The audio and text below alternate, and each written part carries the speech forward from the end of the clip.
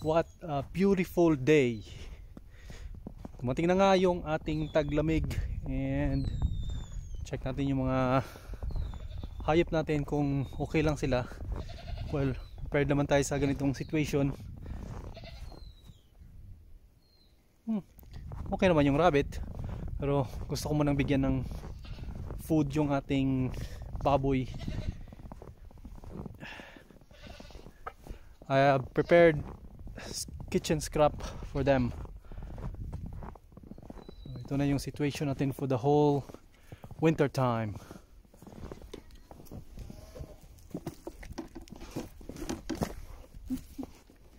Bobby!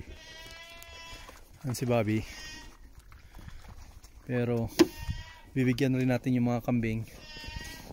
Hinalo ko yung tatlo dito kasi mag-early breeding tayo sa tatlo, pero yung iba nandun pa sa kabila. By next month pa tayo mag-breed ng ating mga boar na goat. As much as possible, minimize ko yung trabaho dito sa labas kasi masyadong malamig pagka dating ng December or January. Yun yung kasagsagan ng winter. At saka hinahalo ko na rin sila lahat sa isang area talaga, para isang pakain lang pagka dating na ng, actually next week i-mix na natin sila by the time na ma-upload itong video, mga 1 week ahead na. So December yung target ko na i-mix natin sila.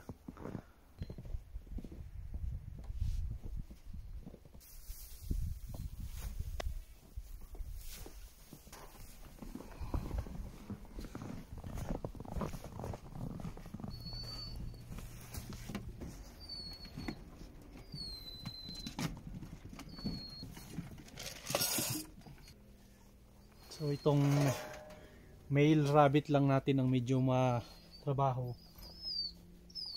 kasi everyday kong nilalagyan itong feeder nila.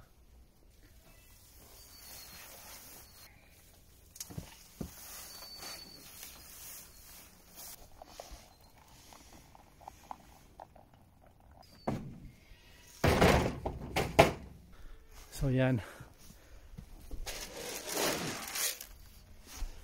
tapos na yung mga male rabbit natin. So ang kailangan ko na sigurong magbawas ulit ng male rabbit kasi ang plan ko is 3 lang talaga. So I think ilalagay natin sa freezer yung iba para ma-minimize yung work dito sa labas, para next year na ulit tayo mag-re-raise ng maraming rabbit. Okay, wait guys, here. So yan. Yan. So ito medyo maliit na. Bukas na tayo maglo-load.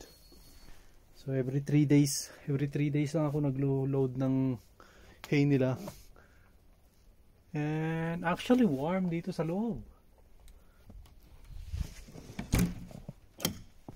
Share ko sa inyo kung paano ko mini-maintain yung tubig nila na hindi nagpo-freeze. So dito yung bahay ng mga rabbit. Actually dyan yung butas papunta doon sa run nila. And meron tayong infrared light dito, heat light, na nakadirect doon sa waterer cup, chicken watering cup yan. So hindi nagmi-melt ito. And then naka-timer ito. Meron tayong genie plug. Yan. So smart plug yan na nakakonect sa wifi. Nag-on siya alternate siya, 1 hour on and then 1 hour off. So sa 24 hours nasa 12 hours on siya.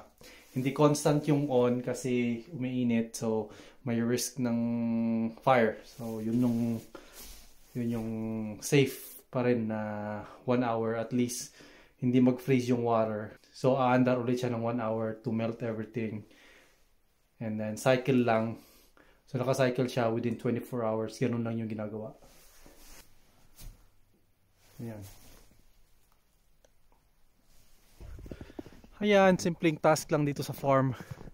Pero syempre, marami rin yung preparation na ginawa natin para mapadali yung trabaho dito sa farm natin. Actually, ganun din yung setup ko doon sa manok para mapadali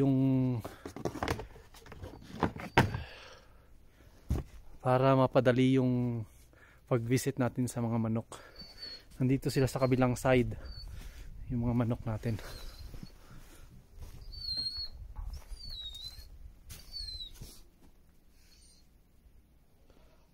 So kahit na malamig, may snow, labas pa rin yan, kahig pa rin.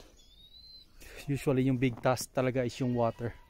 So yun yung kuha ulit ako na isang bucket ng water para sa lahat.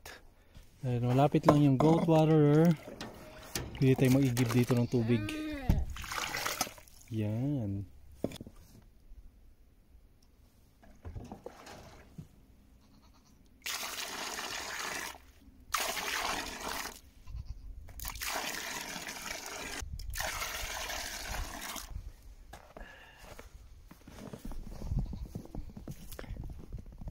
So yan, may tubig na kaagad tayo.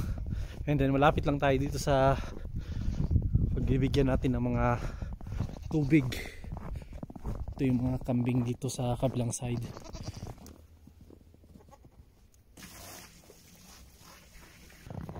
Dumidilim na and I wanted to get something done.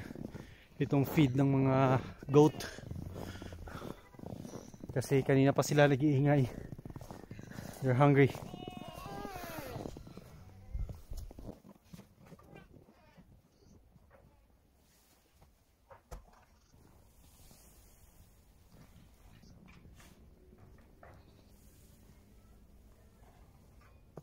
Okay, wala tayong nagpakain, medyo dumidilim na rin. It's going to be the end of the day.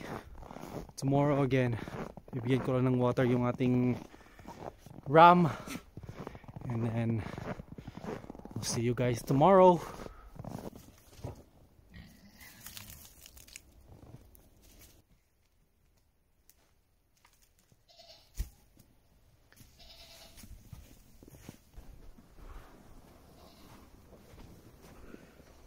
Ito na yung easiest way to transport yung ating straw bales. Kasi late na natin na tapos yung chores kagabi. So now I need to make sure merong dry beddings yung mga kambing.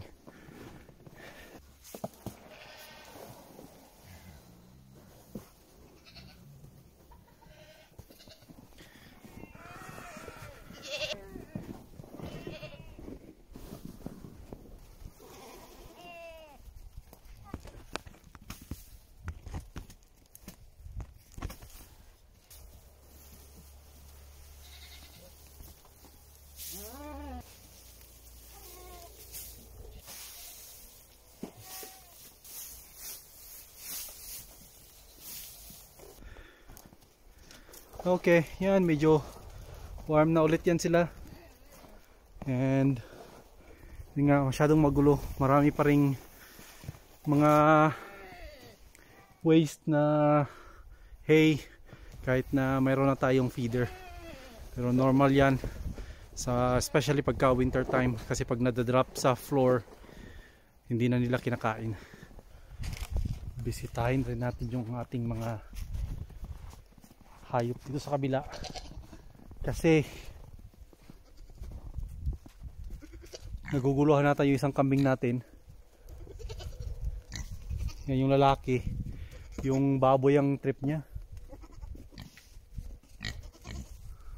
So bibigay tayo ng grain.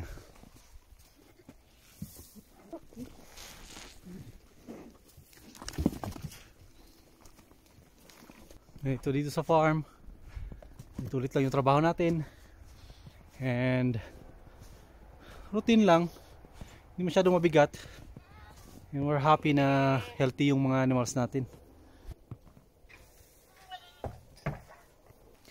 Hindi parehas yung lamig dito pagka ganito na sunny, kasi although malamig yung surroundings mo kasi tumatama yung sun sa katawan, warm pa rin. And good thing dito sa Alberta, laging sunny. So kahit masyadong malamig, basta nasa sun ka lang, basta may sun exposure ka lang, medyo warm pa rin yung pakiramdam mo. Pero pag nasa shade ka, doon mafe-feel mo talaga super lamig. Medyo magaga tayong natapos sa ating mga farm chores. So that's it for the day, and tomorrow will be the next one. Thank you for watching, guys. See you again in our next video.